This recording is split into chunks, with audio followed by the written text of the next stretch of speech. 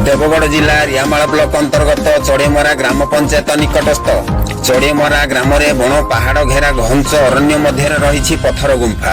गुंफाटी बहु पुरातन जुग काल होइथिबा बेले सेठी संत कवि भीम भोईंकर मध्य रही अलेख महिमा मठ, जहाँकि गुंफाटी बाहर भीतर को विराटमय सुड़ंग जाइथिबा बेले अधिक रहस्यमय घेर प्राकृतिकरण और आश्चर्य करला भली लोकंकु मने हुए।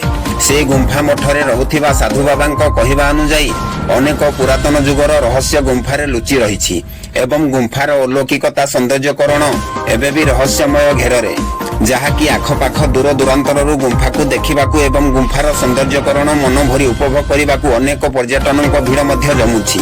लोकंक कहिबा अनुसायी और से गुंफा मठरे रहुथिबा बाबांक कहिबा अनुसायी गुंफार सुड़ंग भितरु एक सप्तफेणी नाग बाहर को बाहरे एवं पुरातन जुगर देवादेवींकर हाथ पाद चिन्ह एबे भी देखिबाकू मिलुछि एवं से गुंफा सुड़ंग मुहरे निष्ठार सहित रही ध्यान कले अनेक देवादेवींकर दर्शन मध्य पाई मानसिक पूर्ण हेउछि। बाबा ई गुंफा विषय आपनक पाखरु टिके प्रतिक्रिया नेबा। अलेख महिमा शरण, अलेख महिमा शरण, अलेख महिमा शरण।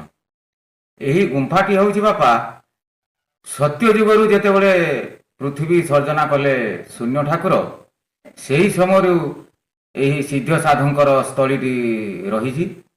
यही गुंफा मध्यरे सेही आदि अनादिक बहु अश्रुति अमृतिर धारणा को सिद्ध साधु मन भितरे मरिकर पलना करी सी यही स्थान रे रही थिले।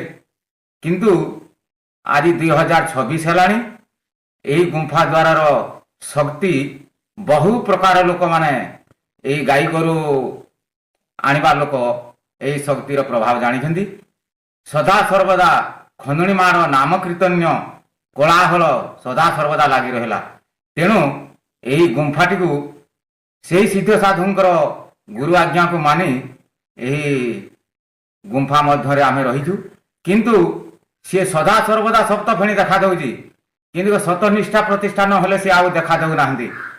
बहुत भक्त आसी उपकृत होइकी गलेनी तांकर मन कर्पणा परिपूर्ण करिथंती सेही शून्य ठाकुर।